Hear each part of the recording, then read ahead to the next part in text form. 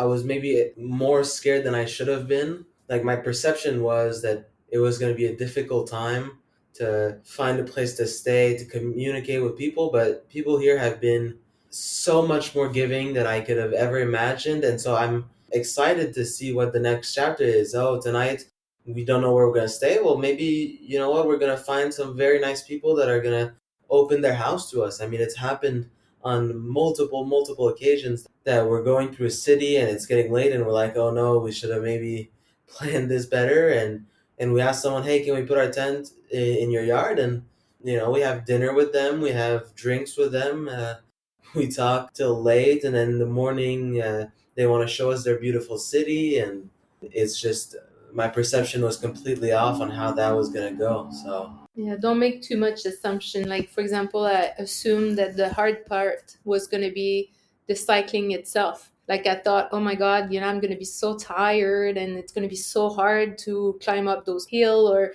to cycle in the rain. But it turned out that cycling is actually the easy part. So we jumped on the train and we're in people's ways. Everyone's yelling at us. We're hot, we're sweaty, we're frazzled. And the train conductor comes and says, if you don't put your bike in a bag, I'm going to kick you off the train. And then he comes back and he says it again like a minute later, and we're still trying. A fully loaded bike does not take a minute to take off the front wheel, turn the handlebars. It takes a while.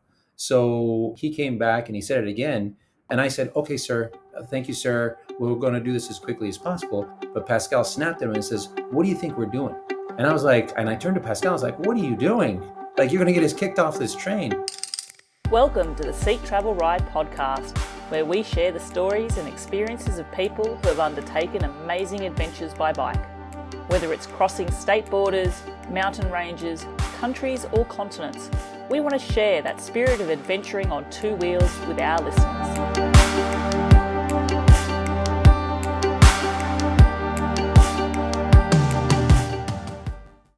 Hello, I'm your host, Bella Malloy, and I'm excited to introduce my guests for today's episode of Seek Travel Ride, Pascale, Alex, Rosie, Henri, and Elliot, an intrepid family of 5 who are partway through an amazing year-long cycle tour.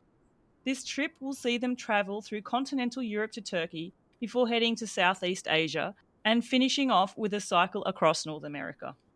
Looking at this adventure on a world map evokes so many questions for me, with all the experiences they will no doubt be encountering along the way. But what makes it all the more special and unique is the idea of touring as a family. The trip is affectionately referred to as 3 continents with 3 teenagers, and I'm very keen to begin exploring this family dynamic of bicycle touring with them all today. Pascale, Alex, Rosie, Henri, and Elliot, welcome to the show. hello. Hi. Thank you. Thank you for having us. Oh, I am super excited. Actually, this is a first for Seek Travel Ride. I don't think I've ever had a recording with more than 3 people. So this is 6 of us. This will be really fun. But I am really excited, as I mentioned in the intro, to understand what touring as a family has been like. And touring as a family, not just for 1 week or 1 month, but you've got a big trip ahead of you. You're only partway through now. But before we get into the details of this, a question which I like to start the show off with, and I ask this of all my guests, is, do you remember the very first bike you ever rode? So I'm going to do this with 5 of you in age order in reverse. So from youngest to oldest. So, Henri, I think that's you first. Do you remember your first bike? I think, as far as I can remember, my first bike was I got it on Christmas when we went on holiday at my grandma's house, and it was a BMX bike, I'm pretty sure, but I didn't really know how to do tricks. I just rode around the neighborhood. I'm a lover of BMX bikes, Henri, because my first bike was a BMX as well. So I love it. I love it. I never got a bike for Christmas, though. That was always something I always wanted for. Okay, next off the bat, is that you, Elliot? Yes. Well, I'm not too sure what my first bike was, but the first one I can remember is a green mountain bike that we got at MEC. I'm not sure what the equivalent is around the world, but it's this mountain hiking and gear store. And I don't remember riding it for the first time, but I remember when I did learn to ride it, my grandparents were in town and we wanted to show them my new skills. and I thought I was really cool, and so I started playing with the handlebar a little too much.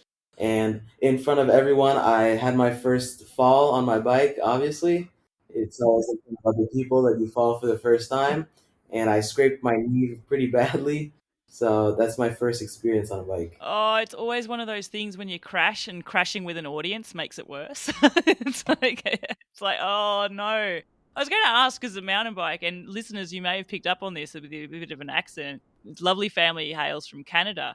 Mountain biking in Canada, when I think of that, I think of like crazy, like North Shore and like flow trails and stuff. Have you done any of that as you've gotten older? We have not really, as a family, done any mountain biking. We stick to roads for the most part. No, I've seen some of the downhill stuff, and actually, even where I live in France was close to one of the world champion downhill circuits. And I've got to say, I could barely walk up what they were riding down. So maybe smart decision there. Okay, Rosie, you're next. What was the first bike you can remember riding? Pretty sure the first bike I remember is a very girly pink bike with tassels at the end of the handlebars, and obviously 2 wheels, but also 2 smaller wheels in the back to ensure I would not fall to the side. But we're lucky since I've been really young. We have tons of bikes just laying around the house that we can borrow and change. Like, I'm pretty sure every bike that Henry has ridden, we've all had ridden before. Henry, hand me down central for you, Henry. It's always like that. Always for phones, clothes, bikes.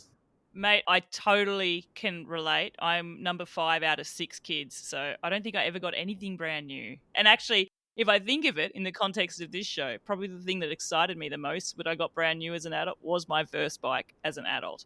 Okay, I don't want to reveal ages here for Alex and Pascale, so whoever wants to jump in first, this is not age dependent. Tell me about the first bike that you remember. Oh, I have to go first. I'm the youngest. Very good. Good to get that in there. Even though it's a few months, when you get that at our age, it counts. Definitely. I remember very well the first bike and the first time I rode. Actually, it's my great grandfather who taught me how to ride a bike. It was at my grandparents' farm.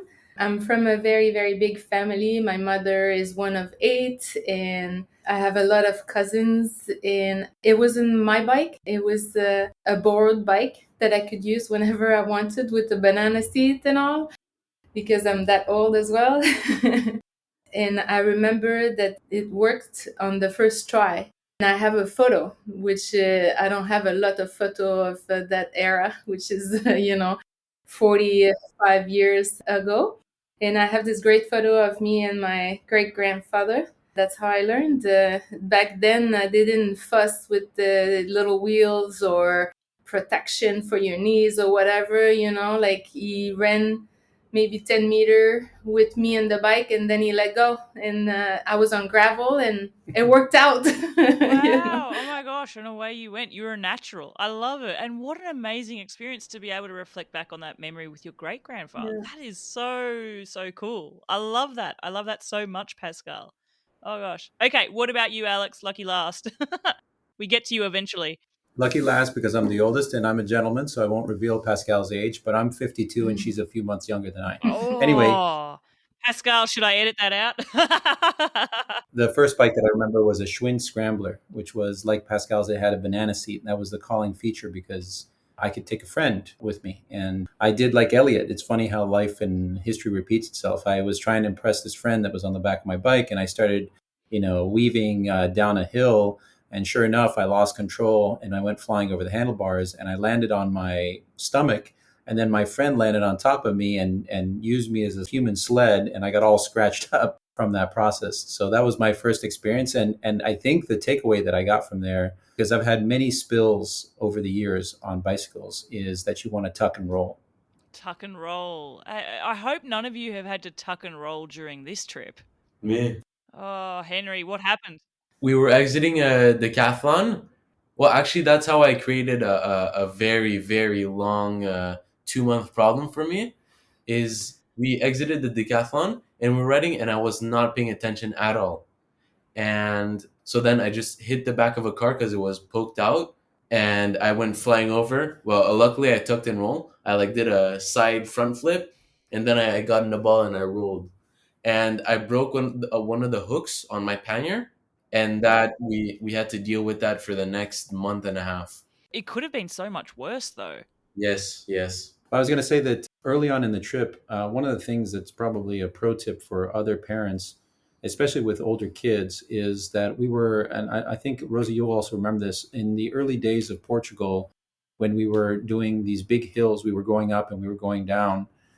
There was a moment where Henry was zipping down the other side, and because the curves in the road, he overshot it and kind of ended up not being on the side of the road, but almost in the middle. And there was a truck coming up the hill at the same time.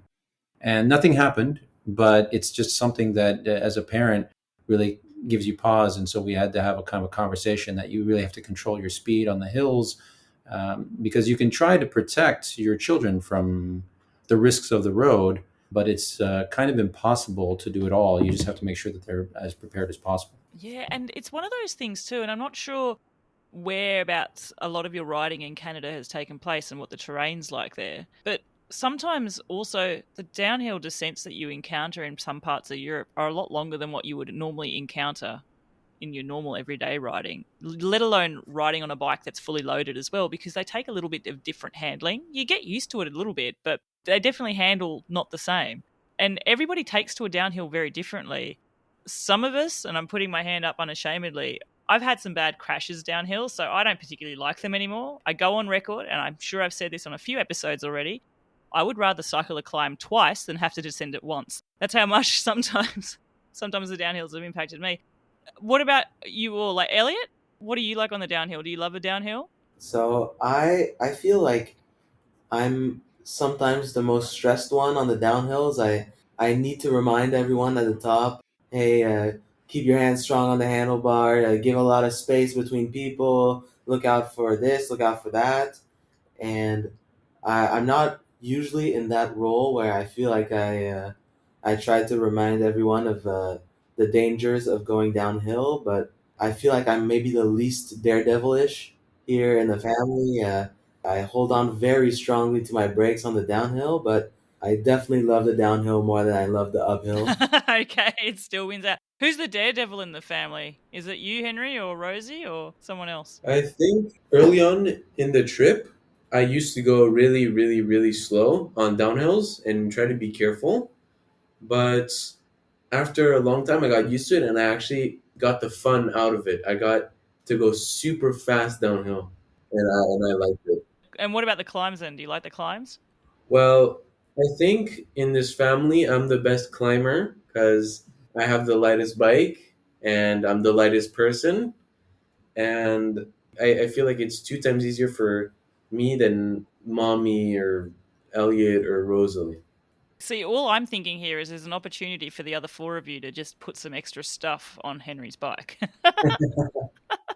That's exactly what we've done, actually. He started with the lightest bike, and now he's carrying most of the food and all of the cooking gears. And Champion. Workhorse for the family there, Henry. Very, very cool. So, traveling in this way, and we sort of already started talking a little bit about your trip, but this is the first sort of active trip that you've taken together as a family. Like, obviously, you've holidayed together as a family forever, but from an active point of view of, embracing active slow travel as part of your holiday, this isn't the first form of that, is it? We actually, Pascale and I met in Africa because we always wanted to travel. And even then, after that, the types of trips that we would take would often be pretty active trips, whether they were a lot of walking, oftentimes hiking. For example, Pascale and I did a trip in the Jura Mountains for 2 weeks before we were married. And then when the kids came along, we continued that tradition of doing these sorts of trips because we had always had a kind of a love for what you would call slow traveling. I think that when the kids were young, there was, of course, a lot of mechanics and logistics. So I actually fondly remember a train trip in Europe because it had all kind of the advantages of walking and seeing different things, but it also had the advantage of having a bathroom with you at all times so that you didn't have to stop all the time, which is something that happens when you have a whole clan that you're traveling with on a bicycle. But I would say that in general, our preferred method has been to go on bike. We've biked not crazy tours, but with the kids, we've biked in upstate New York. We've biked from Toronto to Montreal. We've biked to Ottawa and back.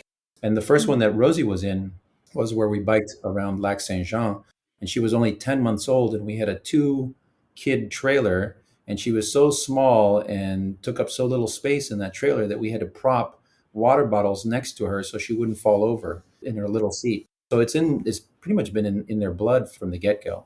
The first trip that Elliot cycled, we left Montreal and we went around Lake Champlain, and he was 5 years old on his own little Chinese bicycle that weighted probably more than my own bike, and he was independent. He cycled alone at 5 the entire couple 100 kilometer it took, and yeah, so I think it's always been in our DNA to do that kind of adventure. What an amazing experience. My family holidays were nothing like this. I was in Australia, and our family trips generally involved getting into a car and driving for hours to get somewhere. Was not fun at all. So this mode of travel and holidaying and combining the two, it's a natural fit for the family. It's something you've always done. But it's very different to say, okay, let's just do this for a whole year, because this is the trip. And we talked about it in my intro. 3 continents, we've got a year, traveling vast distances as a family.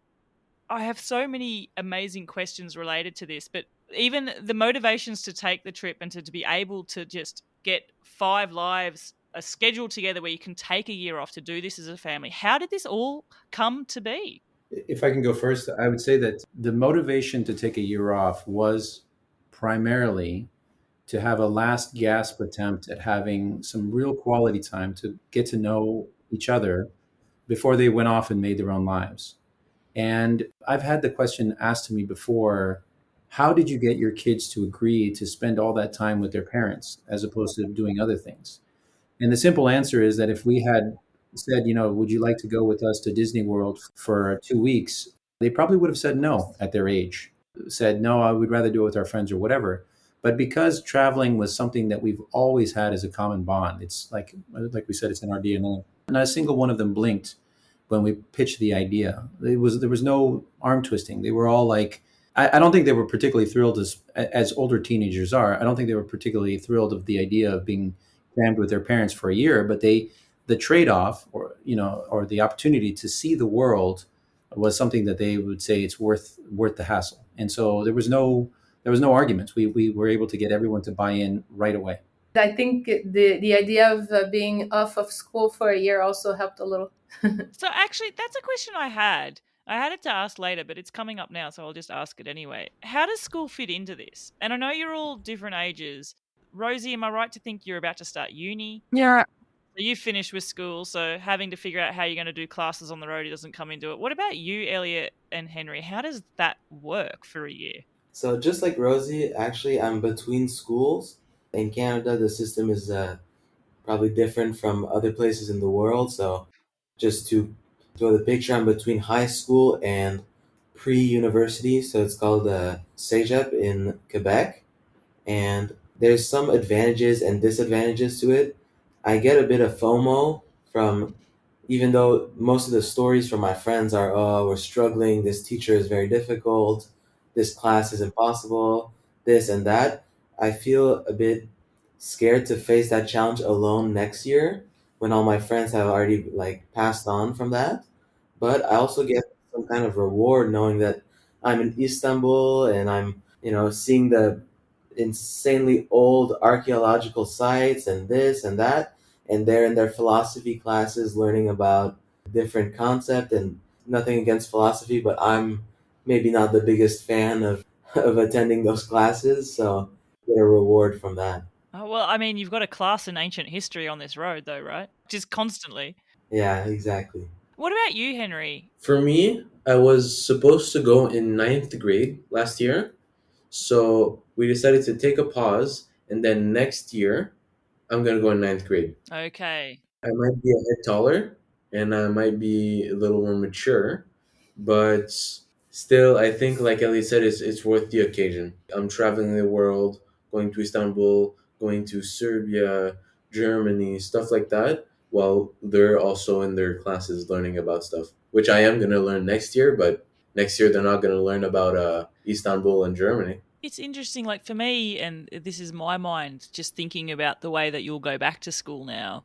Traveling in this way, experiencing what your experiences changes you whatever age you are, whether you're an adult or a teenager or even a child. It's going to change you. So I even wonder when you're back to those classes, how much different you'll be learning this information as well. I don't know. I could be wrong. I feel like going on a trip like this will mature you quicker than you think as well.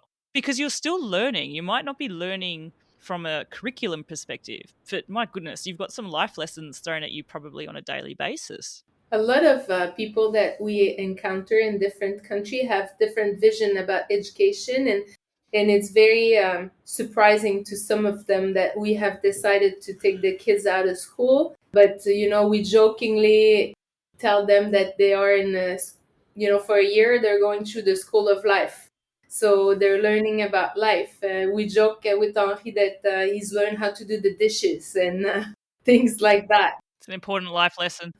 Personally, we think that those lessons are at least as important as book learning, It's a little bit like Matt Damon's character in The Martian. He talks about his time on Mars. He said that it's you basically are faced with a series of problems, and you start with the first one, you go to the next one. And I think that's very true in bike touring.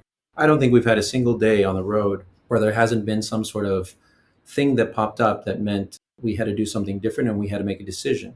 We came to a tunnel. There's no road around. Do we go through the tunnel, put on our lights? Do we take the longer road around? Do we hitch a ride? All of these things are, things that you have, problems that you have to solve. And that problem solving aspect is incredibly useful in a real world setting compared to a book setting. Because in a book setting, the problem might be in physics class, how do you go from point A to point B with this incline or this route or this velocity?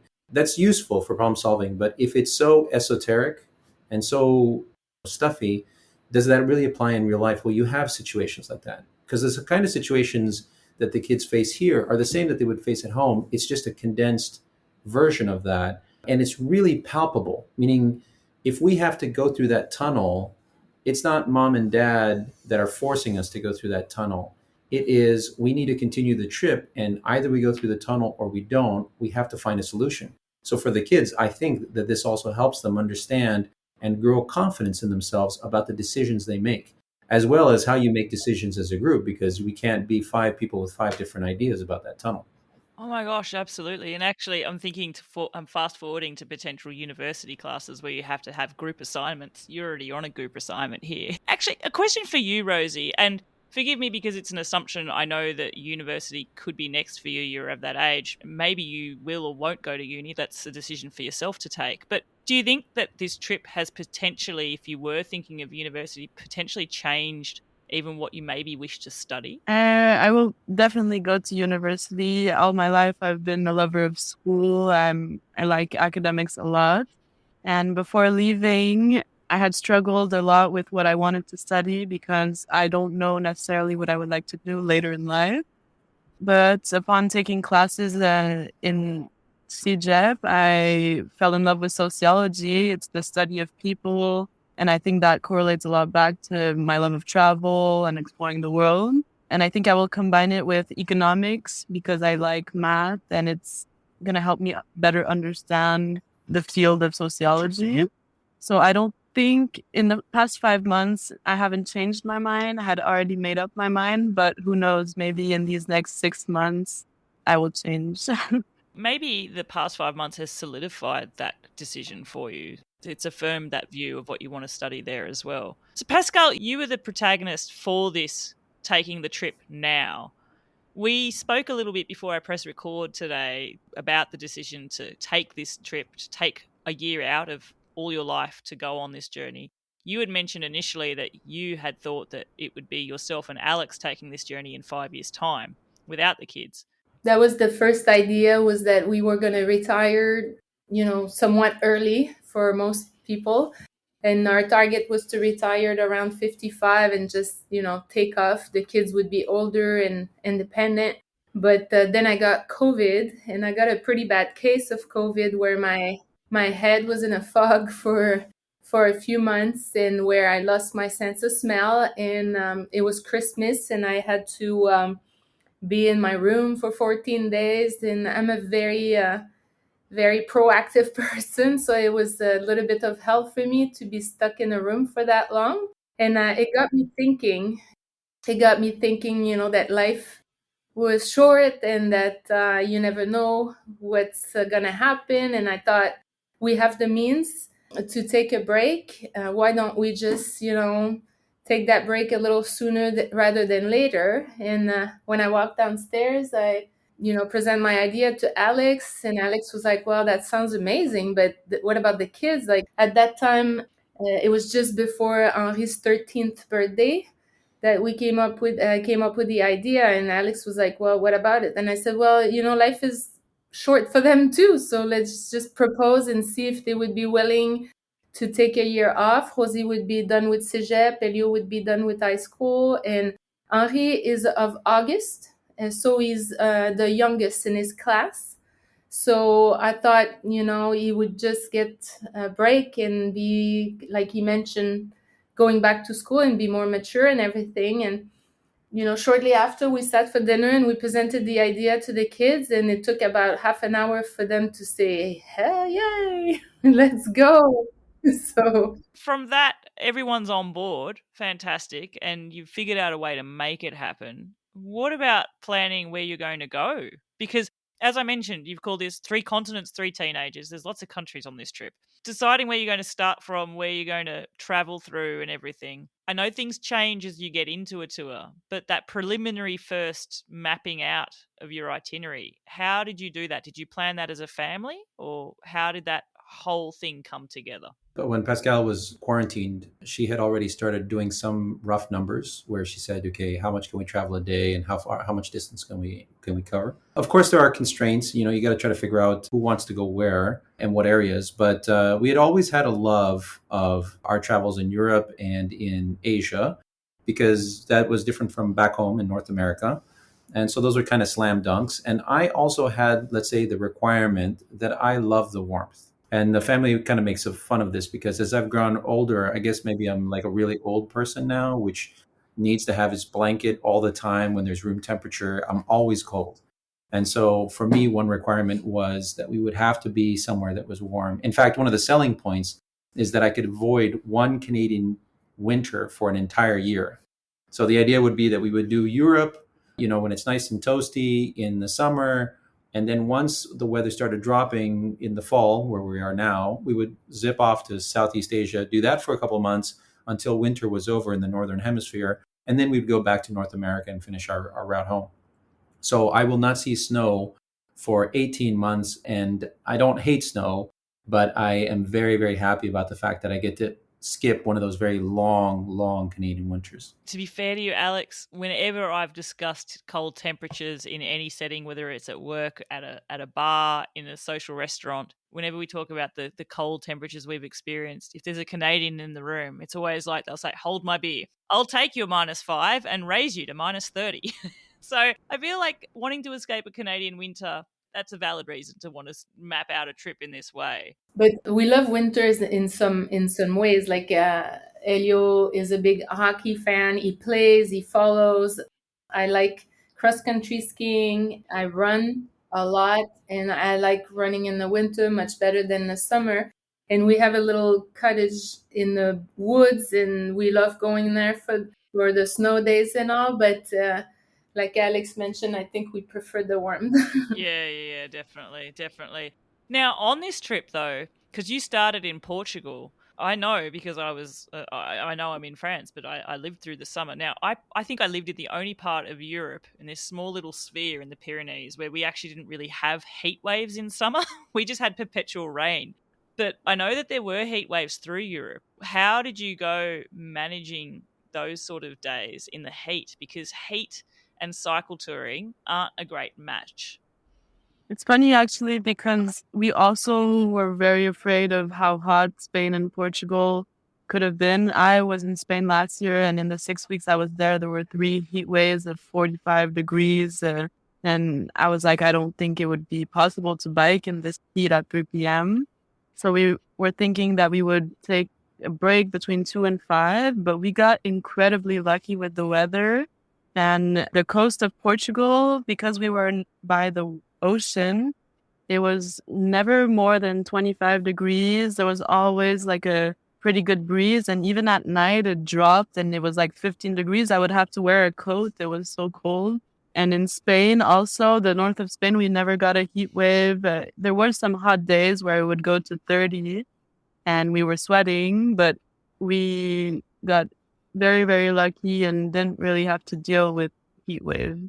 That's just like a little gift there that the weather gods gave you that you were maybe unaware of. Because you were mentioning there, Rosie, 45 degrees the previous summer.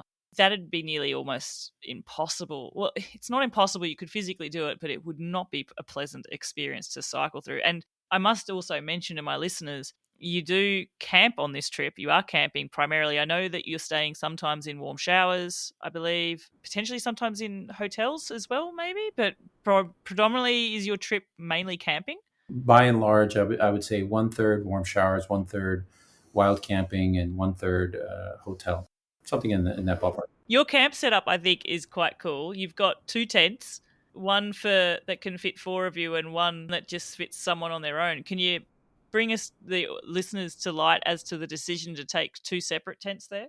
First of all, we were a family of 5, so finding a 5-person tent was going to be maybe awkward. I don't think there's a big market for that. And heavy, not to mention that one person would have to carry a jumbo tent. But it was also because, well, we had on hand a 2-person tent and a 4-person tent. And we thought, well, this is great because that way, if 2 people want to branch off and go on a different route, they can do so. And even if we stayed at the same place in the evenings, it would give a person a chance to have some quiet time. Because I think one of the largest differences between younger and older kids is that you have to understand that people need to have that downtime for themselves. Being 24/7 with your family for a year is, some people have told me that they couldn't imagine doing it with their kids, or the kids saying they couldn't imagine doing it with their parents. So we were trying to buffer in some time that people could get away from the crowd by doing that. So we did carry 2 tents for quite a bit so that we would have that possibility of getting away from each other. Can I ask, and I'll ask this specifically to, I don't feel like I should call you kids because I feel like your experiences take you above that. So I'm not sure, to the younger crew, to the younger ones, was it clear who needed to be the person that had the solitary tent? Did one of you seem to take it for weeks at a time, or? To be honest, I thought we were going to use the solo tent more for that purpose, like 4 people in one tent and 1 person, but it ended up being that 2 people would sleep in the 2-person tent and 3 people would sleep in the big tent because it's just a space thing. And I don't think I've ever slept in this small tent by myself. I think Rosie and I used the 2-person tent a little bit more than the others because we needed to get away from the smelly guys and also the loudness, like sometimes the boys are like puppies, they push each other and they tease each other, and at the end of a long day Rosie and I needed a little bit more quiet. So, yeah. It's segregated by gender there, self-selected. And actually, I must say, Elliot, you joined the rest of the family when they got to Serbia, so you didn't start the trip together with all the others as well. So how did you feel coming into the trip not having the same travel experience that everyone else had at the start? I feel like I was very positive when I got here. I was ready for any challenge, and I'm sure my family did the best they could to scare me. I kept hearing about this 1,500-meter day in Portugal and how insanely difficult it was, and I found out recently that was a lie. They never did that. We So did that. they finished at 1,200 that day or something, and What's an extra 300 meters, hey?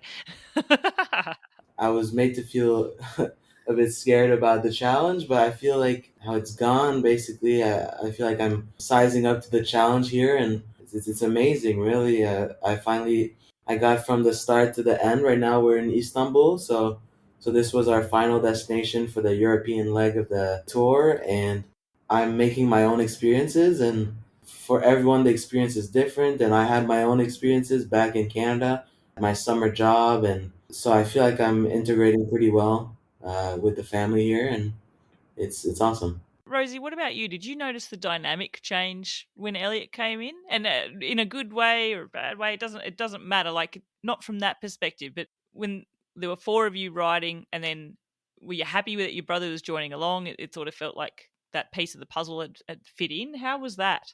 Well, I would say that since the beginning of the trip, every week is a different dynamic, no matter how many we are. Like sometimes it was only the three of them, sometimes it was the five of us. Some weeks there were much more fighting than other weeks. I guess it depended on how tired we were and everything. When Elliot first came, technically he had been with them for a few days already, and I came from Prague to join them. So I was kind of the newcomer. I had been gone for a month, but it was great to cycle with Elliot. I was quite afraid in the beginning that he could not keep up the pace with us, but I was wrong. He bikes as well as good as us, and he had a very, very positive attitude also, which, I mean, we're siblings, so we bicker sometimes and everything, but I still was very impressed in how he lived up to the challenge. What has been the hardest part of this trip then, from that perspective of the physical side of things? Like, what's been the hardest thing to encounter? Has it been terrain? Has it been weather? Has it been navigating through cities? Has it just been being at your wit's end, being surrounded by your siblings? Henry, I'll ask you. What have you found the hardest? Well, for me, my family thinks I have something called tactile sensitivity, which I believe I do have it.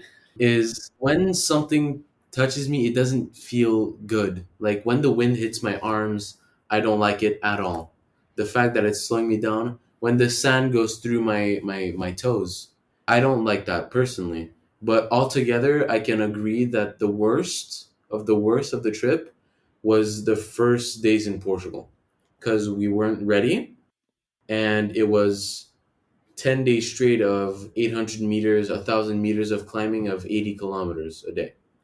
Yeah, that's a different ball game altogether as well. It's not 80 kilometers and 1,000 meters on an unloaded bike. It's 80 kilometers and 1,000 meters on a touring bike, going somewhere that you don't know the way, that you always have to check the route. There's other things as well in a tour. Even aspirations for how long it's going to take you to get going in the morning changes as you go in as well. I'm sure you've got a routine now, and maybe you'll enlighten me, but how long does it typically take to pack up the tents and get going in the morning compared to potentially what you thought it would take when you first set out? I thought it would take us 45 minutes, but to be honest, with breakfast and everything, it roughly, if we are wild camping, it will take us roughly an hour and a half, 2 hours just to get our bike ready. Have you ever hit those heady heights of 45 minutes? Because I want to know your secret if you have. Well, if we are in an hostel or an auberge, like when we were on the Camino, we would stay in those 8, 10, 12 euro hostel. So obviously that would go much faster because you don't have to do your tent, you don't have to do your matches. There is a fridge, so you just whip out whatever milk you bought from the night before, so it would go faster. But when you wild camp, we're having trouble going under 2 hours. There are some tips and tricks. Like, for example, Yeah. Pascale has a good one, which is she has a what's called a rumple pillow. That's a pillow that you stuff with things that you have, and that makes up the pillow instead of one that you inflate. And so what she does is that she has her pillow filled with the clothes that she's going to wear the next day, which I never thought of by just putting random stuff in there. So in the morning, when she unzips her pillow, puts on her clothes, and that just saves her one extra step. Mm. Or, for example, there were a lot of times where we would, just keep the panniers on the bikes as opposed to taking everything off and kind of setting up camp, so that in the next morning when we were ready to go, we just basically had to put a couple pieces back on and we were good to go. So we've learned over time. I think we've become much more efficient. And the other thing I think that's been really big, especially with kids, I remember when the kids were younger, Pascale and I had to do the thing of packing up the tent while dealing with Elliot and Henri hitting each other and crying and complaining about the fact that they were hurt, even though they weren't contributing. We were the ones making breakfast and packing up the tent and so forth.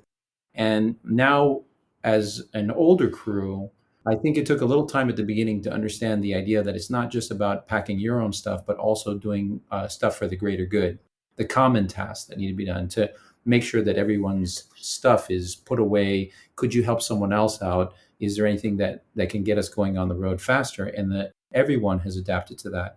So now, instead of a lot of talking, our mornings are relatively quiet as there's this kind of quiet busyness as everyone has packed and repacked. And we basically, I think the boys could tell you that in terms of making and breaking down the tent, we've become ninjas. Like we can do it a third of the time that we did at the beginning because it's just almost like muscle memory now how quickly as a team we can work together to build and break down the camp. It's one of those things too. I'm reflecting back on my own personal experience of taking cycle tours and trips away with my husband. It's like the first week or so, we almost perpetually every camp play this game, which I've called "Which Pannier Is It In?" It's like, where did this go? And invariably in that first week, it's in the last pannier you check, right down the bottom. But I wonder then, because they're the sort of things that I envisage you just get down, like you must establish a routine of like left side pannier is all this stuff, right side pannier is all this stuff. Or am I wrong to assume that? Like, do some of you just freestyle it every single day with that? We can assure that the game lasts much more than a week for us. I mean, some of us very good. a very simple arrangement in all of our panniers, but some of us, my mom, has a difficult time with that sometimes, and so obviously it's always in her last pannier that she finds her. I'm trying very hard. Like, I've got it to the point where when we get somewhere at night, I can get one pannier out, and 85% of what I need is in that pannier. But there's always that one thing that, like we used every other week. And the kids are like, "Oh, can I get the nail clipper?" And I'm like, "Oh God, where did I put the nail clipper?" You know what I mean? So Everyone has to play this game. Everyone has to learn this lesson. I'm sure there's people that, and they're like the proficient planning people, God bless them, that have it packed to a T, right? Like they would have probably just had their routine and their packing cells. But no, it's always sort of organized chaos for me. But yeah, maybe I am optimistic there, Elliot, thinking that it's only a week or 10 days. It might be longer than that as well. It also depends on how much stuff you're taking. Because, for example, if you're one of those crazy bike packers that is carrying one change of clothing, it's really easy to figure out which of your tiny little bags on your bike your clothes are in. But we unfortunately did the thing where we brought the kitchen sink and had way more stuff than we should have had. We had so much stuff that I was really worried about my bicycle specifically was going to have frame issues because I was carrying, of course, my 4 panniers plus a huge duffel bag on the back, and it was just too much weight. But when you're with the family, it's sometimes hard. And if you're going to go across 3 continents, you're thinking you need everything. Everything had a purpose. There was nothing there that we looked at and said, "Oh yeah, that absolutely we won't use." In time, we would find things that would be not as useful, but more often than not, it was just, could we live with this extra piece? For example, a big point is camping chairs. We have Nemo camping chairs, these ultralight, wonderful camp chairs that Pascale had discovered in a previous trip, and she loves it. And it was what she calls her luxury item. And we have 4 of them. And it's great for the family when we're wild camping. We don't have to sit on the ground after a long day. They don't add a lot of weight. They're a little bit of a volume. Should we need them? Should we not? These are the sorts of things that we opted to say, no, we want that. We want that extra tent. We want that extra space and so forth. So those are the kinds of decisions that we kind of put upon ourselves. And therefore, that made it that much harder to get going in the morning because we had so much stuff to pack up. Yeah, although can I just say, as someone who has looked at enviously at these camping chairs when I have toured because I haven't had one, it's my number one item of things that are missing from my touring list. So my husband and I this year, we toured across the Pyrenees. So we went from the Atlantic all the way across to the Mediterranean. We initially thought about going bikepacking style, and my reason not to was the stuff that we would need to bring, it could probably just about fit in our bikepacking setup, but it would be such a faff to make sure it can fit every single day. And I feel like camping and packing stuff up takes long enough as it is. The panniers are just easy that way. And so then conversely, what happens is, like you said, if you have the room to bring more stuff, generally what you do is you bring more stuff. But we did not have camping chairs. we brought an extra tarp. So we had a ground sheet for underneath our tent. And then we had another tarp, which was our luxury item, having not had chairs. And that was meant that we just at least wouldn't have to sit on the ground. We'd have to something else to sit on.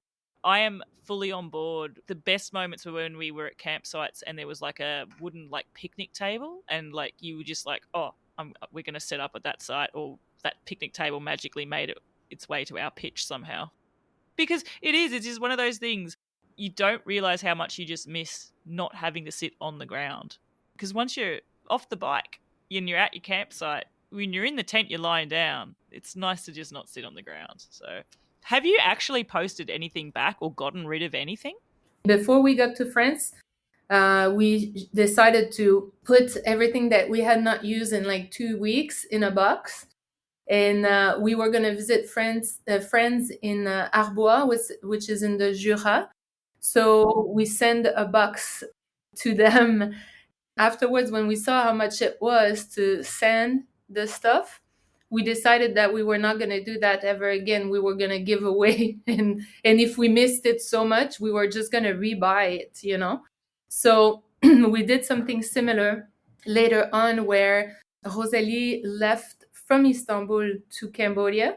So we gave her a box of things that we had not been using to leave in Istanbul. So once we got to Istanbul, we would decide if we were going to take it with us or leave it behind. So, like, for example, we had an extra stove because cooking for a family of 5, 3 teenagers, I don't know if you realize how many, bag of pasta that is. Oh my goodness, yes. So you have to make the equivalent of 1.5 kilos of pasta at night. So we thought we were going to use the second stove more often, but it turned out that we used it maybe twice. So we decided to give the stove to someone that helped us with getting the boxes for our flight to Asia.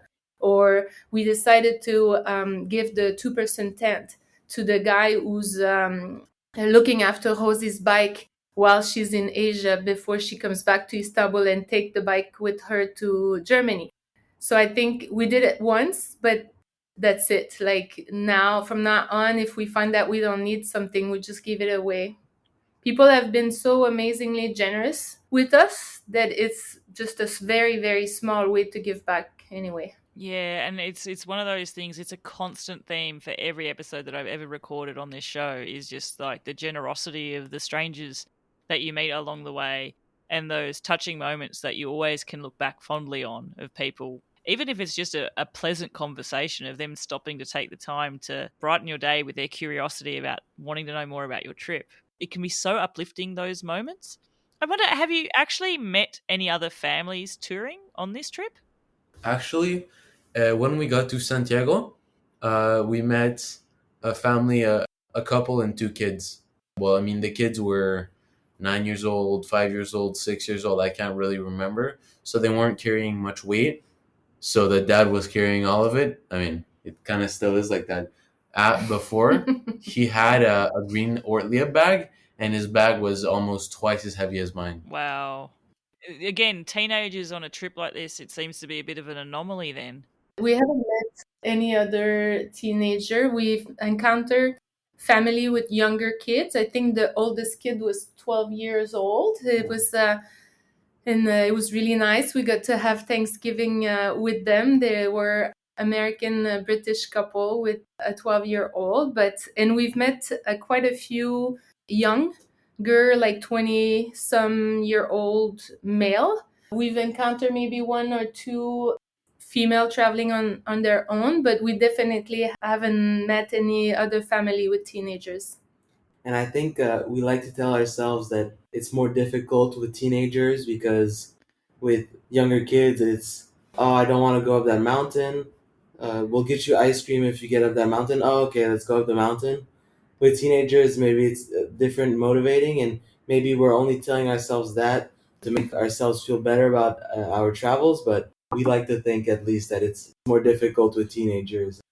I think the difficulty as well, Elliot, and sort of intimated it before when we were talking, is just you're at a different stage in your life too, where you're not thinking at that basic simplistic level.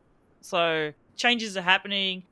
Rosie, for example, yourself there, You're currently in Cambodia where you're volunteering. You started this trip in Portugal with your family. You did also take some time out from the trip to work in a hostel in Prague.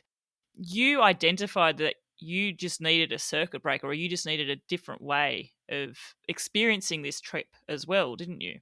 Yeah, well, I had never planned to do the entire year with the family. I was over the moon, like very excited about the idea of crossing Europe with them, doing Lisbon to Istanbul. And now I'm going to be volunteering and backpacking Asia for a few months, and then I'm moving to Germany to learn German. So that's pretty much my plan. I might not see them again if we don't cross paths in Asia. But as much as I love my family, and I have to say my parents are some of the coolest people I know, my brothers too, I love spending time with them. I'm kind of in this period of my life where I also want to take some time for myself to reflect. By far, the biggest challenge for me when I was with them was the fact that I was very rarely with kids my own age. Not many 19-year-olds in the middle of Bulgaria. Yeah. So now I feel much better in the sense that I am interacting with younger people more often and different people than the four of them. But yeah. And you were mentioning there that you plan on doing some backpacking through Southeast Asia there as well before returning to Germany. Do you think, obviously, travel is something that you enjoy and that you love, and you're loving these experiences? I mean, you wouldn't choose to be where you are now if you didn't enjoy living in different places and experiencing different cultures. You're going to go back to Germany and experience living there. Do you think that traveling, like this form of slow travel, do you think you'll travel on a bike? Would you do it on your own ever? Would you solo travel? Yeah, definitely. Probably not this year. I might do some solo trips when I'm in Germany, around the region. But I would love, love, love to repeat the same thing and do a bike trip with my children. It was such an enriching experience, and I learned so many amazing things that I would love to also travel with my partner eventually on my bike. I think definitely maybe easier when you have two opinions instead of five opinions. But solo travel, bike travel is something that does very much interest me for the future. And it's interesting what you bring up there, but having five opinions. When we were talking earlier, I think Alex, you were talking about the lessons of the road and how everyone is learning the lessons and the values of being able to make decisions and how decisions get made as a group. I guess sometimes there can be five different viewpoints and you have to marry that up as well, and that's a life lesson too. I guess with solo travel, conversely, you're the only one that has to make the decision, which can be a tough call as well. Not being able to soundboard and have someone else decide for you when you perhaps want someone else to solve the problem, if so to speak, as well. Your trips as well, when anyone ever sets out on a cycle tour, I think it would be very rare that people set out and what they decided what they were going to do when they reflect back at the finish is what they've actually done. Just things happen, equipment breaks, things that didn't exist in your life before you set off exist now, and you make changes and you've had to change things. Something that happened in your itinerary fairly early into the trip was actually, I guess, grief happened. And what I mean by that is, Pascale, you lost your father. He passed away during your trip. He was in great health and it was really unexpected. He had an accident. He fell and hit his head. And at the beginning, my mom was telling us, it's a shame, but we think everything's going to be okay. Don't stress too much about it. I will keep you posted. And so we would call more often to know, what was going on. And then one night I received a call and it was my brother and my mother, and we had to decide what to do because the doctor had advised my mom that it would be best to stop treatment. So we were caught by surprise. Things went south very fast, and my mom asked if we could fly home. The doctor had said, we think if we stop the treatment, he will, be able to survive for a couple of weeks. So if your daughter wants to come, we think she will have time to say goodbye and everything. So we quickly took the decision to go home and try to support my mother and my brother and so I could say goodbye. But the very next morning, my mom called, and my dad had passed away during the night. So it was a terrible, terrible, terrible blow. And we were very, very tired. It was a very difficult first 6 weeks of this trip, getting accustomed, and the fact that we had misjudged how many kilometers we could do a day, and things like that. So anyway, we had very good friend in France. We stored our bicycle and we flew home. And even though I think I might be the only one, but maybe Rosie as well, when we were in Quebec, back home for the funeral, dealing with the grief, we were also, well, I was also thinking, wow, like the 6 weeks had been so difficult. Like, do I really want to go back to this?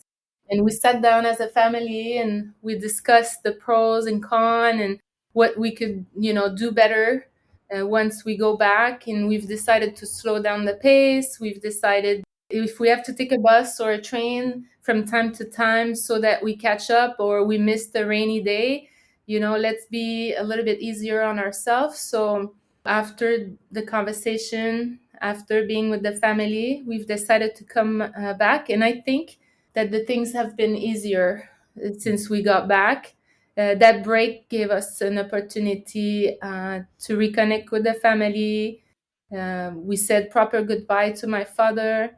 And when we got back on the road, we had more realistic goals of what could be achieved and what we wanted to achieve with this trip, which was to reconnect and connect better with the kids.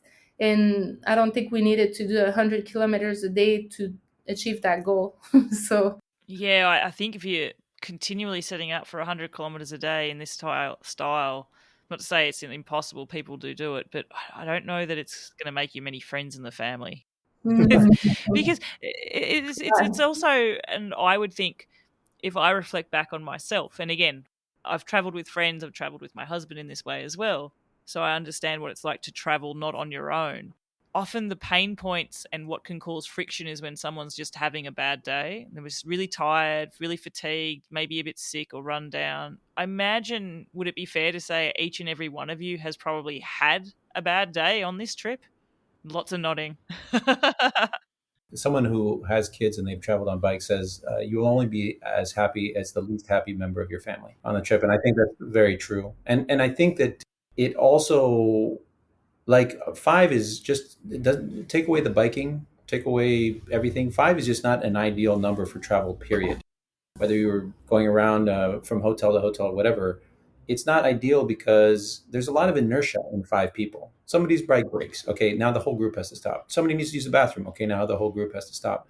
And I think that that was one of the biggest frustrations. And frankly, this is a novel concept that we're trying out here, but I wouldn't recommend five-person traveling to anyone as a kind of a sustainable way moving forward. This is an exploration that we're doing now, but in 5 years' time, if the family was to say, hey, let's do that again, I would probably not be as enthused.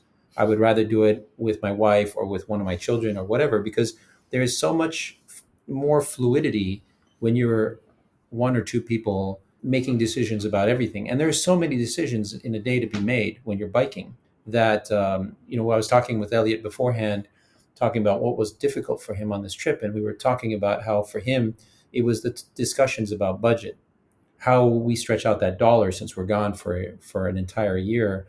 And as a family of five, some people want to go to if we have a little discretionary income for the day, like if we're within budget and we have a chance to go to the restaurant or we have a chance to go to a cheap hotel, it's very difficult to make that decision every single night where five people are aligned. It would be like going to see a movie at a cinema every night with five people and always having to do that game of making sure that everyone is aligned on what you want to see.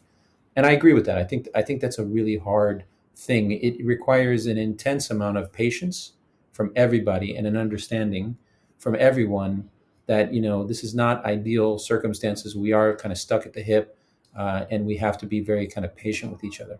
It's something that has struck me just in speaking with all five of you so far is maybe you've always been like this as a family, but I think there's like a very beautiful openness in the way that you speak about how things are. there's no sugarcoating when things don't need to be sugarcoated. There's being upfront and honest about saying, you know what, I needed a break from this. And I wonder whether it's because you've traveled in this way, you've just learnt there's no point hiding things. Like there's an openness in how you're feeling with each other. I'm sure that the family has probably bonded a lot stronger because of it. Because of this, often you bond through struggles, and I'm sure there's been lots of problems that have needed to be solved on this trip as well. Pascale, if you were to reflect back on your family, do you see that as a change from that? Am I right to perceive that? We have always been very open and outspoken about everything. But I would say that it's a gift and it's a curse, because it's a gift because we know what, like, there's no unspoken feelings, or so we know what, how the other person feels or where she stands. But it's also a curse because there's always 5 opinions on the table, and we have to juggle with those opinions and wants and needs. And so, like Alex mentioned, it takes a crazy amount of patience. And when you haven't slept well for a few days, you're more likely to blow up with your family that you would with a friend or with a stranger. I don't know. I guess when you're with your family, you don't have as much reserve or filter. So sometimes the words go a little too far, and then you need a full day to recover from the fact that you hurt someone else's feeling, and you're also upset. And so you need to let, a little bit of water under the bridge or a few kilometers of cycling and then you feel guilty that you went too far, and you're like, okay, well, let's take a break and talk about what happened, and I'm sorry, and this and that. But yeah, I think in some ways it's easier to travel with your family because you can truly be yourself. But in other ways, sometimes you have to refrain from being too much of yourself. Sometimes you need to be the person that says, I need the solo tent today. Have there been times where you've just split up on the road as well? Like, and you've just said, I'm going to go ahead and I'll meet you at the campsite? Yeah? Henry, you're putting your hand up there. At the start of the trip, well, maybe towards the middle, I really couldn't take it anymore. And because I was way faster than them. So, well, one day I decided to download Komoot, get a quad lock, and go on my own to final destination. I kept doing that twice a week, once a week, until once in Bulgaria or Serbia, I can't remember. I lost my privilege of going solo because I went on a busy road that had almost no shoulder, and my dad had told me to wait for him, but I didn't wait for him. And actually, in Bulgaria, I've had previous guests of the show, Graham and Charles. They did an amazing. It was 2 weeks, but they bike-packed the route that Graham's grandfather took to escape from a prisoner of war camp during World War II. And it was on the road in Bulgaria, and specifically, they had like the worst moment of their life. I think Charles, who's Graham's friend, said that he just honestly thought that Graham was going to be killed by this truck that passed them. They finally pulled over where they could and were both physically shaking from this experience and being told that it was the road of death. So I really hope it wasn't the road of death that you were on there. But they also said that their time on Bulgarian roads was altogether not such a pleasant one either. It was among the most difficult road that we've rode, and Henri had misjudged that day, so he lost the privilege of riding on his own, but he's gaining a little bit more and more independence again as we were riding in Turkey. And here we've encountered a lot of respect, and the shoulders are very wide, and it's been easier for us to let go and let the kids go ahead a little more. How do strangers interact with you on the road? I've often had this from couples who then travel solo as well, in that the way that they're received by strangers is very different if they're together with others or just on their own. And I wonder how you have been greeted by strangers as a family. It was a fear of mine that if we were traveling in a big circus troupe, that it would just be human nature that people would not approach us. And to a certain extent, that's true. Like when the 5 of us roll into town, into a small village, it's a whole parade. Like we got our Canadian flag, there's all sorts of stuff hanging off our bikes, we're the novelty and so forth. But oftentimes when we break into smaller groups, or if someone is waiting somewhere and someone's waiting somewhere else, we'll get approached all the time, and people will be interested in knowing about us. And especially when it comes to the kids, I think in North America, if you were to see a 14-year-old and a 17-year-old boy, an adult would be kind of reluctant to go up and talk to them because they don't want to be branded as a creepy old man talking to kids. But in this part of the world, especially in Turkey, every time I turn my head and I look back at Henry, he's talking to someone else who's approached him, who's very curious about what he's doing and where he's going. And one thing that I find very funny, especially in the Balkans and in Turkey, is that they'll meet us as the parents and they'll be like, "Are these your kids?" And we'll be, "Yeah, they're our kids." And they'll be like, "No, but seriously, are they your kids?" Because Henry's blonde, Elliot is very dark skinned, and Rosie's a redhead. And they're like, "So are you the parents?" And we'll be like, "Yes, we're the parents." And then they'll keep repeating, "And you're the dad." I'll be like, "Yes, I'm the dad of these three children." But you've been remarried, or like they will insist, or we even got a they must be adopted kind of question. That's hilarious. I've heard that the Turkish people are especially receptive to bicycle travelers as well. I mean, I feel like the reaction we get most of the time is people think we're crazy. Turkish people also think we're crazy. Yeah. And we bike from Lisbon. What? How? Oh, can we put our tent here? And they're like, yeah, yeah, the hotel's 2 kilometers that way. No, but can we put the tent here because we can't afford the hotel tonight? Yeah, yeah, the hotel's over there. They don't understand the concept of pitching our tent somewhere, and I mean, it is a crazy experience we're having. So, from a neutral standpoint, they're correct to think that we're slightly crazy. So, They've also been incredibly nice and generous, and I was shocked in the few days that I spent in Turkey. By far, the most welcoming country I've been. I remember the second we rolled into Turkey across the border, these two military men, stopped us to check our passports.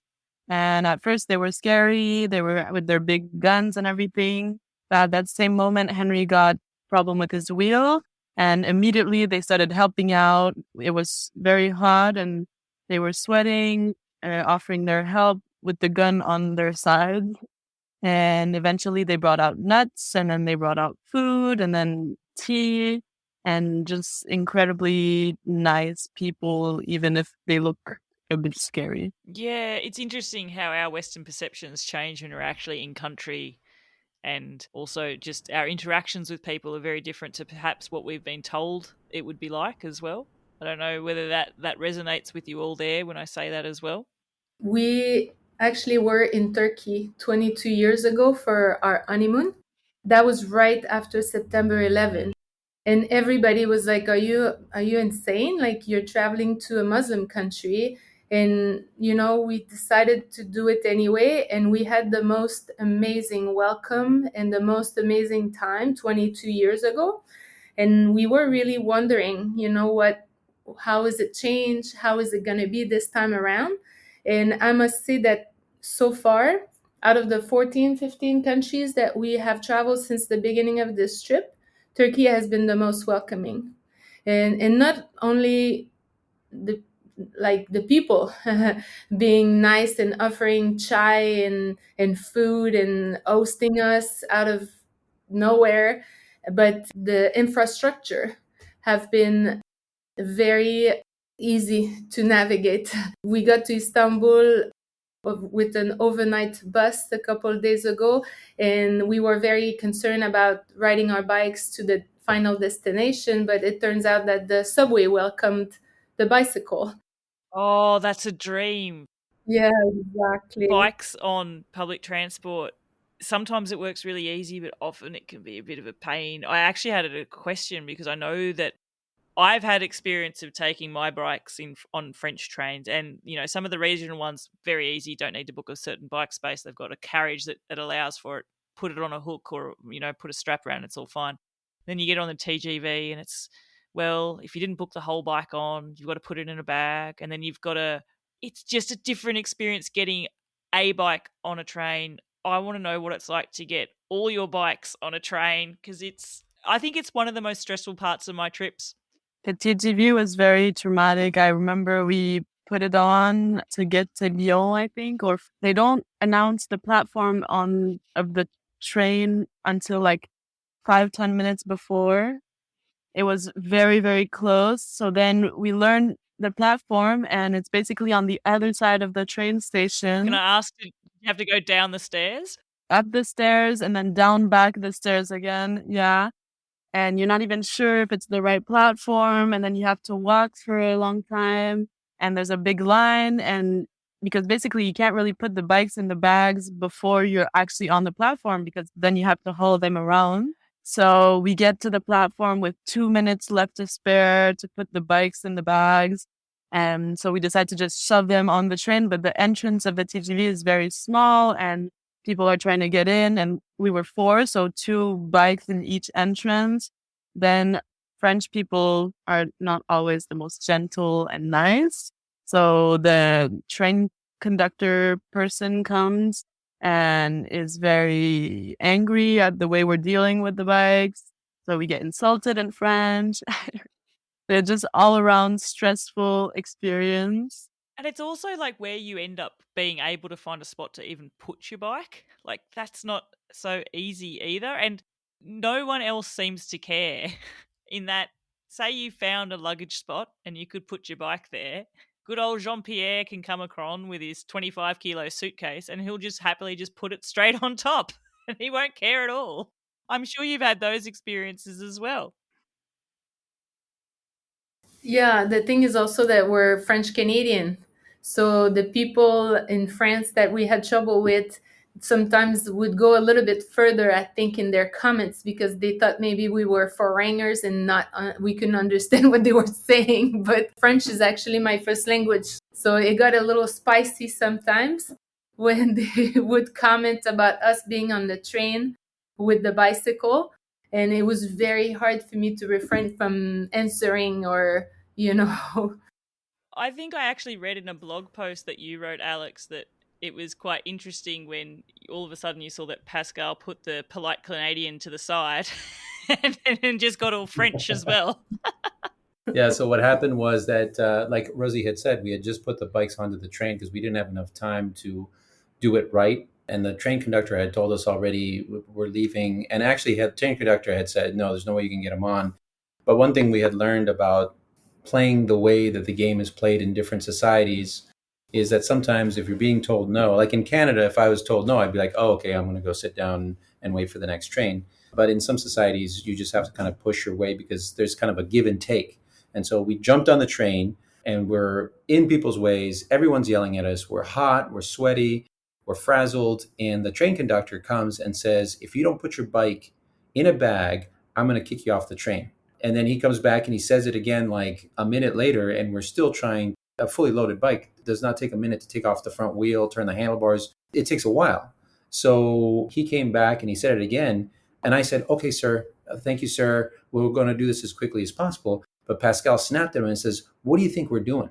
And I was like, and I turned to Pascale, I was like, what are you doing? Like, you're going to get us kicked off this train. And then later on, as I wrote in the blog, I was like, this is the difference between my Anglo-Saxon heritage and Pascale's Latin temper. And the crazy thing was that guy not only respected that he got a little bit of pushback from Pascale, but he ended up being super nice and having other people move so we could sit together and put our bikes in a place that was safe and not being damaged by other things. So 1 point for Pascale on that one. Go Pascale. I need to get some tips on that. Some in-country tips. Fight back.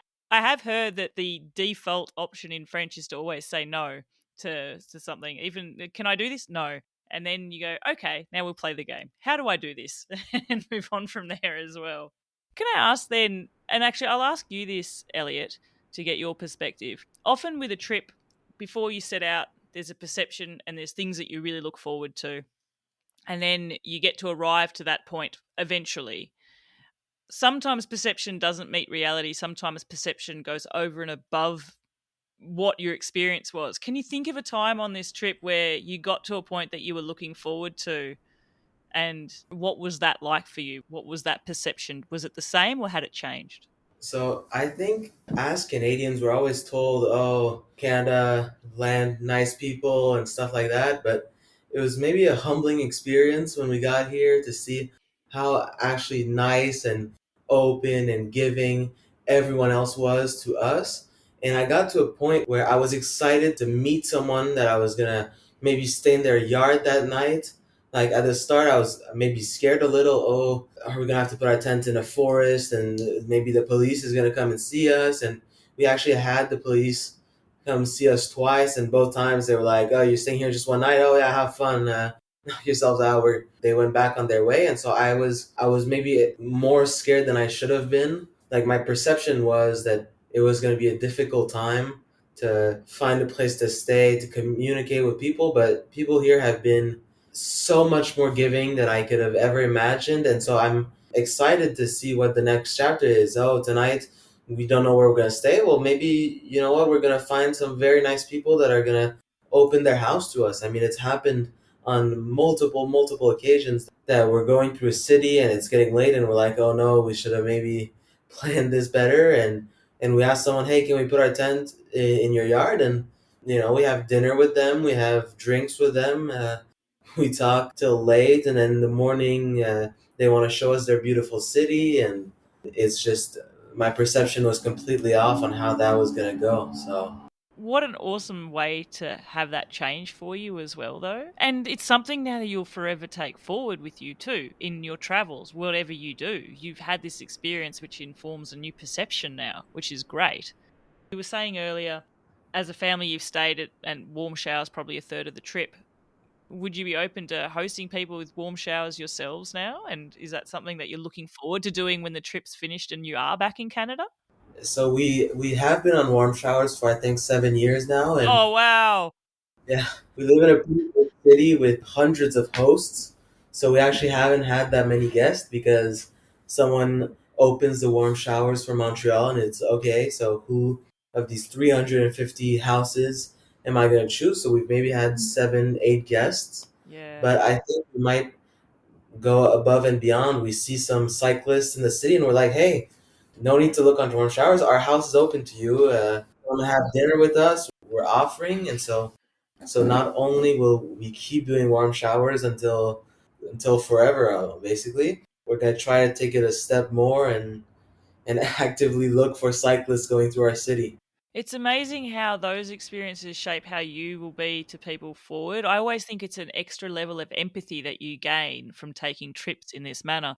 There was a guest of my show, Ed Hawes, very, very early on in the podcast. You seek him out. He rode all the way from London to New Zealand, and his experience of people just giving him things when he was, crossing the Nullarbor in Australia on a hot day, and people stopping to give him water or make him a beautiful cup of tea, things like that.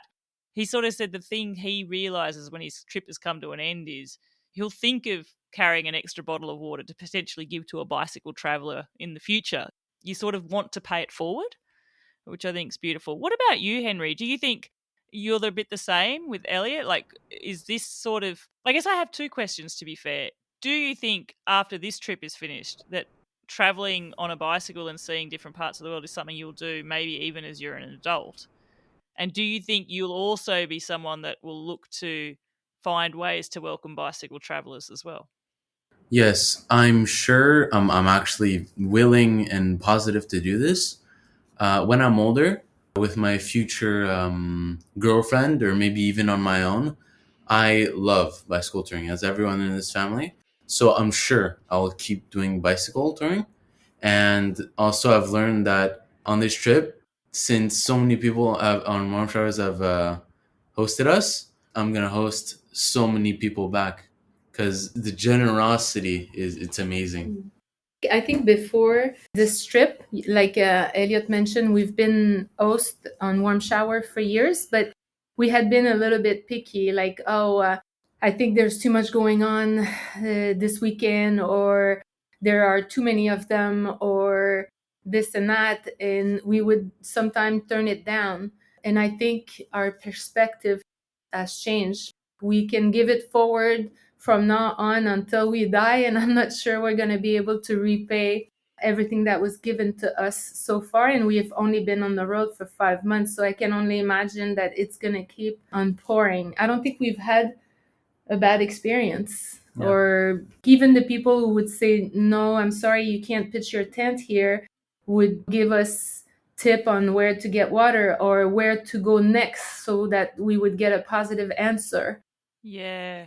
Funny, I've just thought of a different guest of the show, Chris Barker, and he lives in Adelaide in Australia. And I remember him mentioning at a point before he was taking trips of he loved hosting people taking trips because it broadened his horizon and his view of the world. And so he also enjoyed not just being generous and opening his door and his house to strangers and welcoming them in, but he also saw it as an opportunity to learn more about the world too. And I just feel that there's not many parts of our society where we have that sort of interaction with people where both sides are getting some amazing benefit from it too. I always remember, this is a bit of a tangent, but reading a psychological study, and it was about the act of giving, and it's proven that people are more excited about giving somebody else a gift than actually receiving one themselves, which, might sound counterintuitive to some of us, but apparently that's the case. And if I reflect back, it's that sort of looking forward to bringing some joy to some people as well and helping people out too. I'm sure you've also probably had people help you out or had to overcome things that you didn't want to, where strangers have helped you out as well, whether it's, equipment breakdowns or route mapping failures or being in the wrong place at the wrong time. I imagine those sort of things are things that you take as a given on a trip of this length.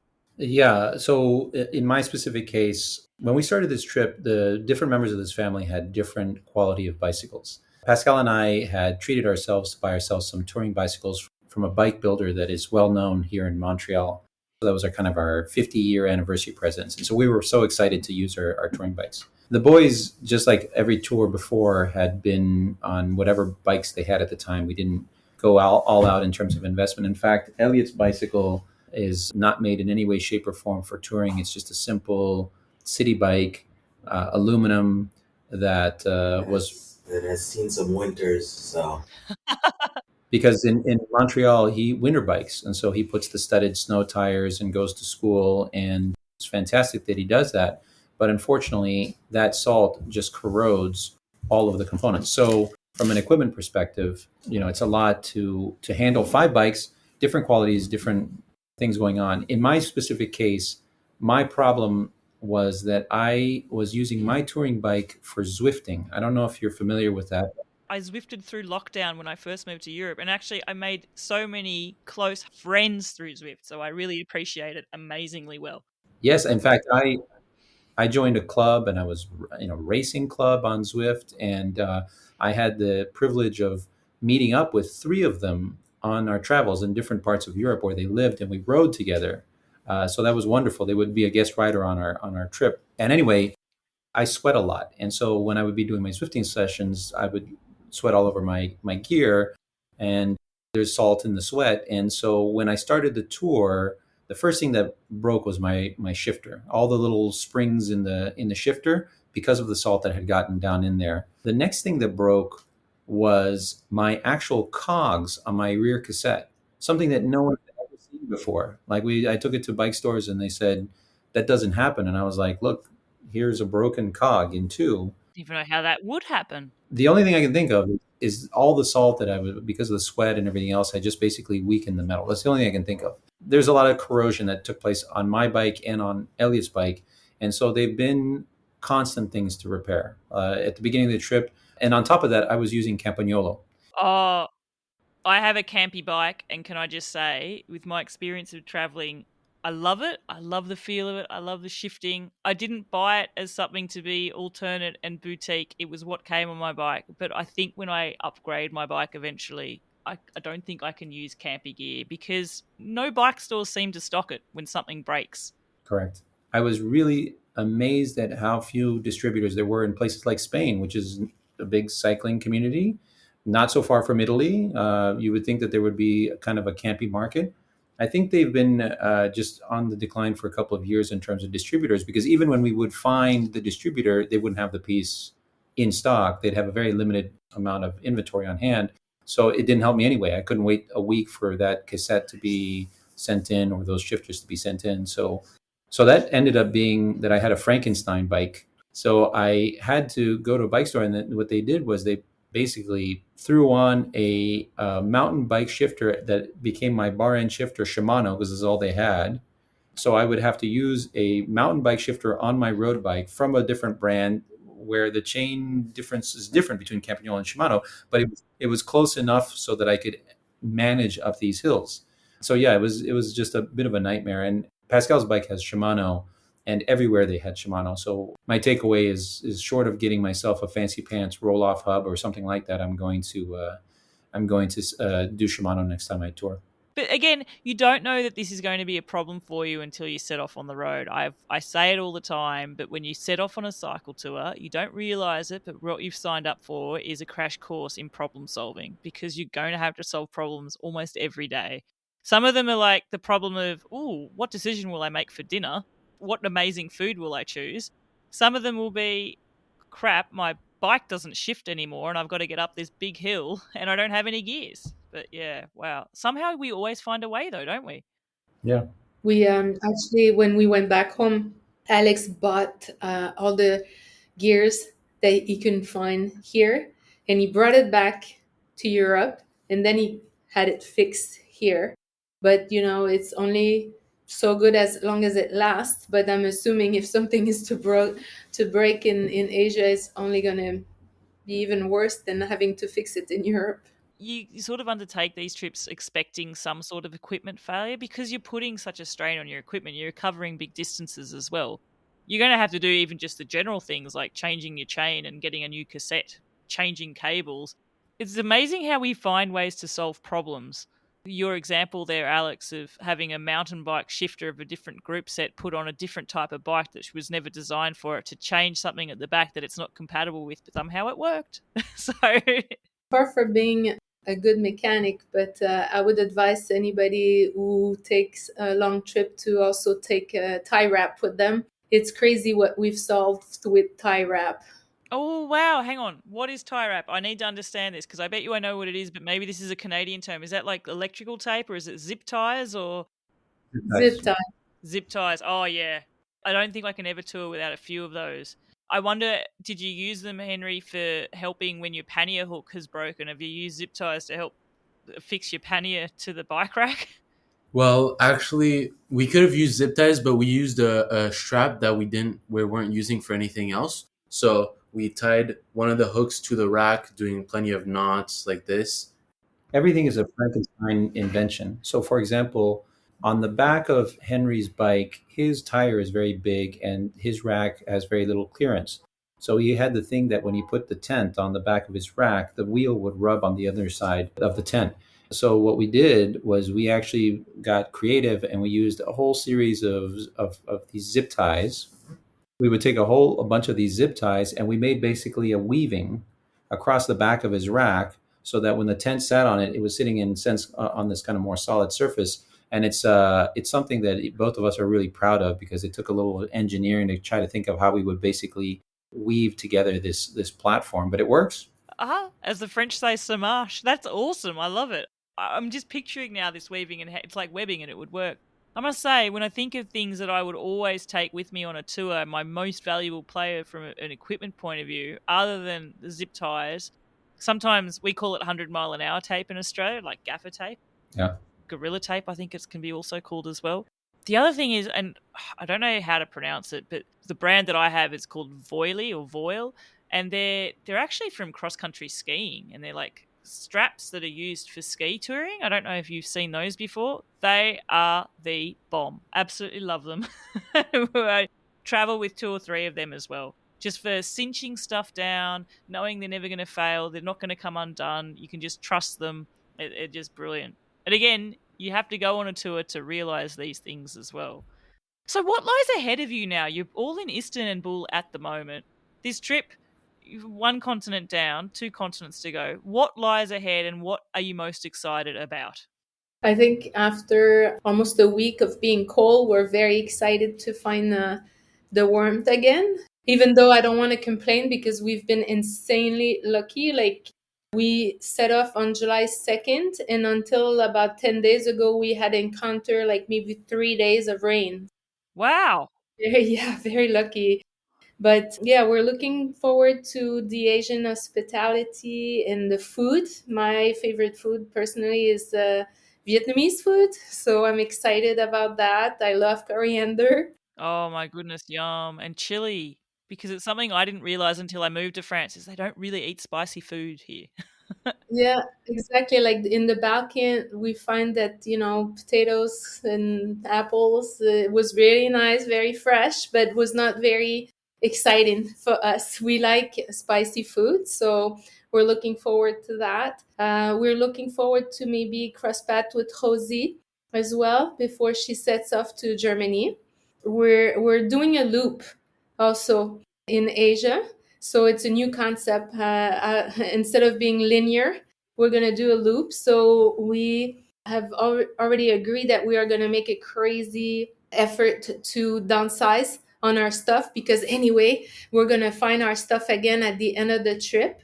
Like warm clothes, for example, that we might need in the States or in Canada, we can leave behind and maybe have only like one pair of pants and one shirt. And we're thinking about leaving our tent behind because we've been asking around, and most people are in agreement that a tent in Asia is not that suitable because of the hot nights, and because also accommodations are so affordable. Yeah.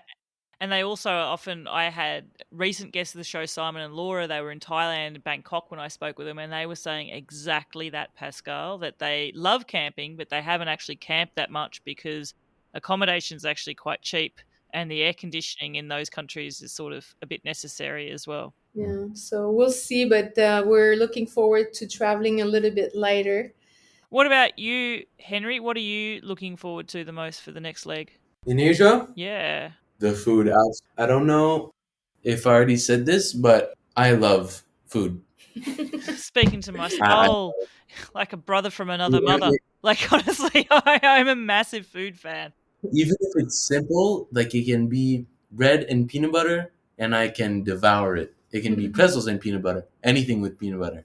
And honestly, over there, the fruits look amazing: mangoes, dragon fruits, lychee, stuff like that.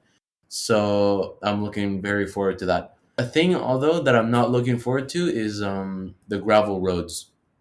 I don't like Mud. gravel at all. Okay. There's a lot of unknowns that we have about Southeast Asia biking because we've been there, not biking, and we've really enjoyed it. But like any trip, there's a lot of things that we still haven't figured out. For example, I haven't gotten down whether the timing of the monsoons will make sense, like where we will be in the rainy seasons as we make our big loop. We haven't really figured out what the road quality will be. We've heard people say that it depends on country, obviously, but also that it depends on how busy the roads are and if you can take those smaller roads, and are the roads going to be muddy? Do they get washed out?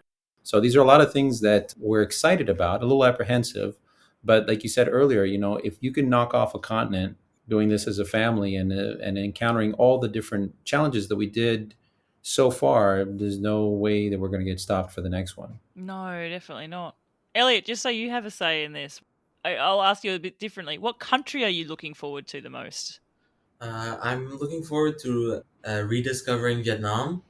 We've been before, not biking though, and it was really one of the loves of our life. Going to Southeast Asia every 3 years, and it's gonna be special going back there. I haven't been for 5 years, so I'm excited for Vietnam. But the thing I'm most excited about, I'm not sure yet. I think what I'm most excited about, I don't even know I'm excited about yet. I love that you're excited about the unknown. That's brilliant. There's things that you're gonna want to see going there, and you're excited about that. But there's a lot of things that you're gonna love, and you don't even know yet, and that's what I'm excited for. Oh, it's beautiful. I love it. As I wrap the show up, then, a question that I have, because I'm sure I have listeners who have in a similar situation, a family with teenagers, maybe now intrigued about taking on a trip similar in this way. Maybe not this big, maybe bigger, who knows? If you were to give them a bit of advice on being able to reflect back on your experience now, the one nugget of advice about someone intrigued to take on a trip in this manner, similar to what you've done, what would you say there, Alex?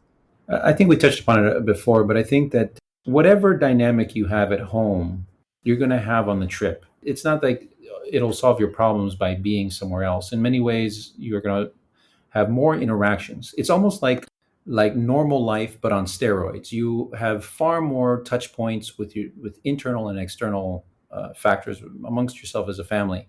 So communication is king. You have to figure out what are the ground rules. You have to figure out the power dynamics of the group. In our case, it's a little fuzzier because the kids are older. Are they adults? Are they kids? Are they in between? So having an understanding and a respect for the fact that you're going into this not knowing all the answers is important. And I think just basically having it so that everybody understands their role on the trip.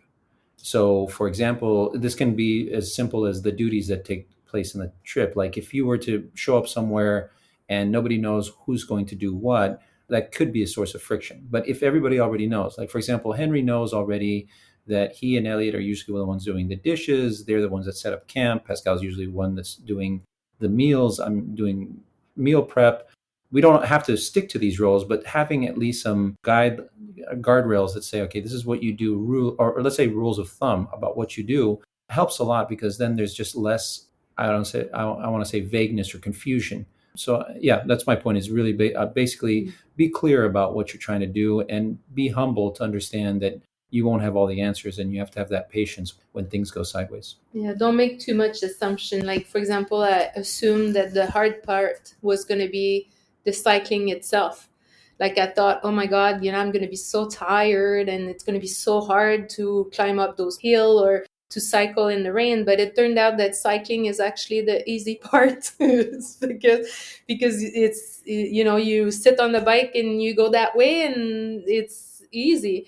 But like I'm a big health freak. I like to eat healthy, and I've never eaten so much white bread in my life, and that brings a lot of stress on my belly. And it's crazy. Like I've never thought that it was going to put so much pressure mentally to not be able to access the food that I'm used to or that I consider good for me, or that I was going to have to make so many compromises because the kids are older and we are trying very hard to give them their voice. So we spend a lot of time considering their opinions as of like we're trying not to be dictator and like get up in the morning and say, okay, we're going there and this is how it's going to go. So we have to take the time to ask them, do they want to go there? And what would they like to eat? And obviously they want to eat more pizza that I'm comfortable with. But so we have to make compromise about a lot of stuff. I can imagine. But it honestly, like spending time and hearing you all talk so fondly of this trip, even the bad moments, I can just tell that there's so much excitement for what's to lay ahead on the road as well. And it feels like you have all just made the right decision to say, life on hold, let's go away for a year. I just absolutely love it. It's definitely more goods than bads. And I like to make a joke, and I make that joke very often. This trip is like a little bit like giving birth.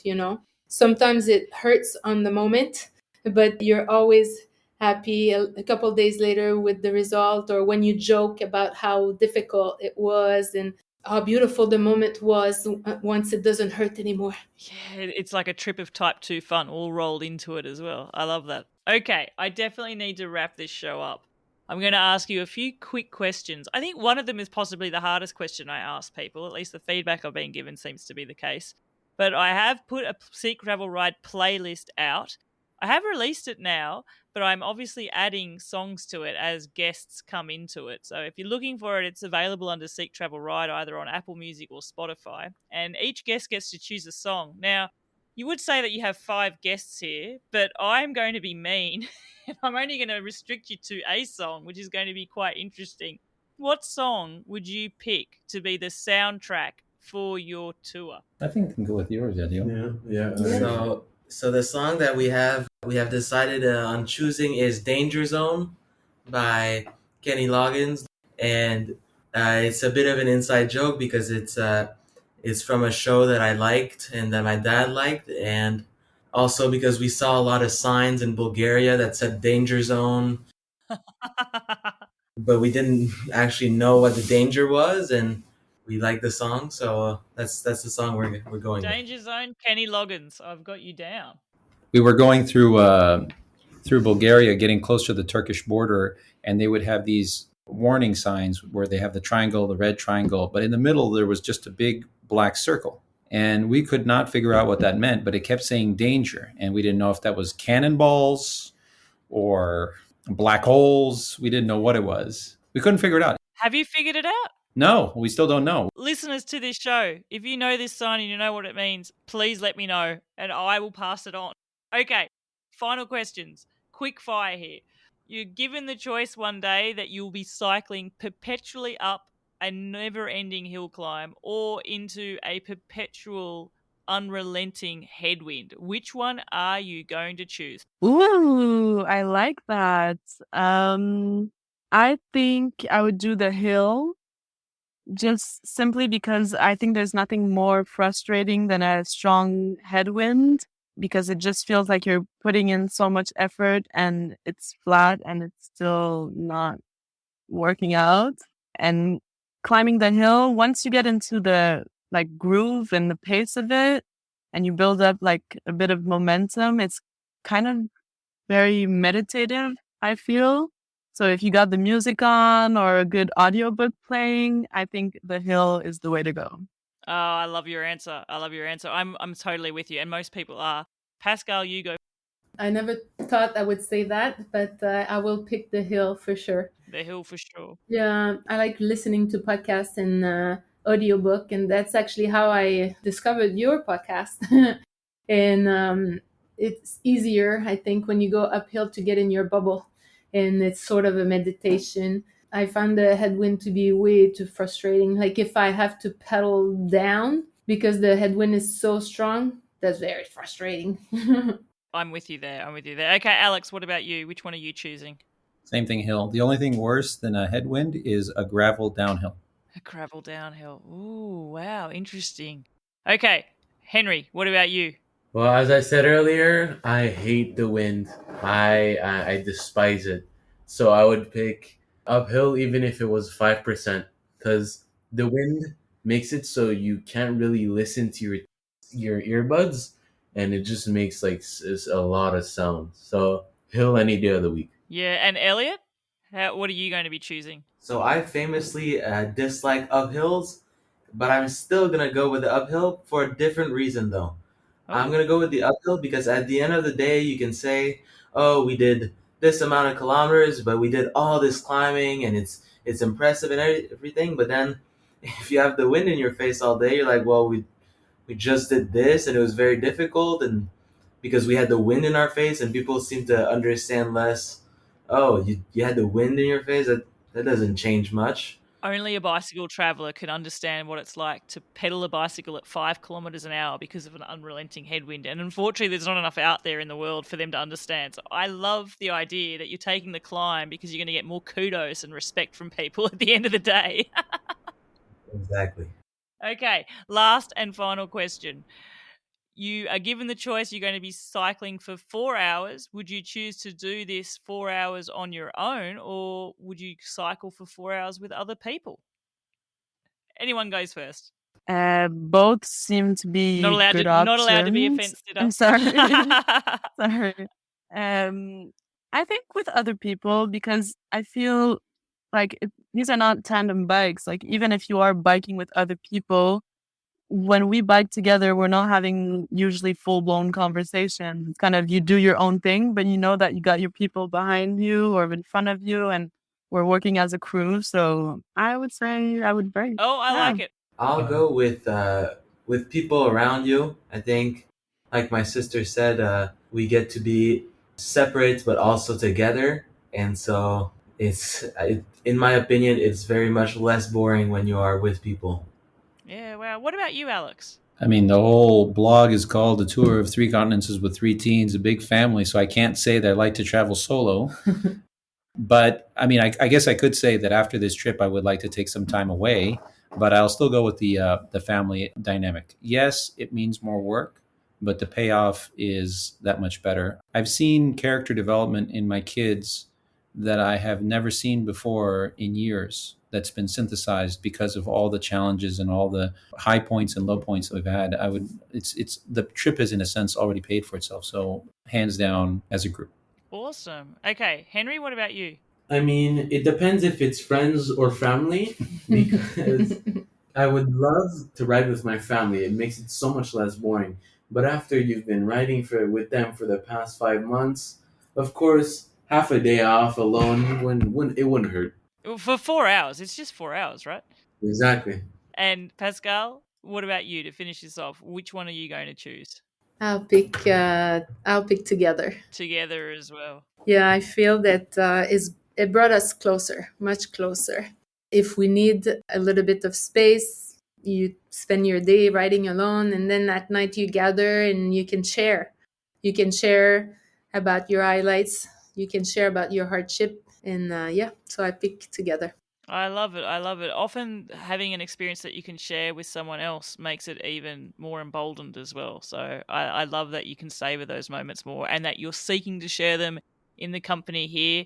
Well, can I just say to each and every one of you, I have had an absolute pleasure. It's been so fantastic to learn more about your trip, to learn more about this experience of yours. In fact, actually, if people want to follow your adventure along, how can they follow along your travels? How can they find you out there? We are on a couple different pieces of media. We are on Facebook. We're called We the Fam. That's WETHFAM. We're not the first hit, but if you scroll down, you'll see our group because you'll see the picture of us and our 5 smiling faces. On that Facebook page, there's a link to our blog. I have a blog that I keep pretty regularly on Crazy Guy in a Bike website. So you can get to the stories there. And we also have a Polar Steps account, which is, I think it's also called We the Fam. I will link to all of those options for our listeners in the show notes because I'm sure there's going to be a fair few people that are going to want to watch this adventure of yours play out. As I said, it has been such a pleasure. I feel emboldened to take trip. I cannot wait to put panniers back on my bike and have these experiences. Elliot, something you said about looking forward to, you don't even know what it is yet. It's just the unexpected and you're looking forward to that. I totally resonate with that. Thanks to each and every one of you for sharing your adventure with our listeners here on Seek Travel Ride. Yeah, well, thank you for having us. It's been amazing. Thank you. Thank you so Thank you, much. Thank you so much for having us. It was great. I really love how this family has just embraced the experience of what it's like to be on the road for a year. There's a part of me that wishes I too could have toured in this way when I was a teenager as well.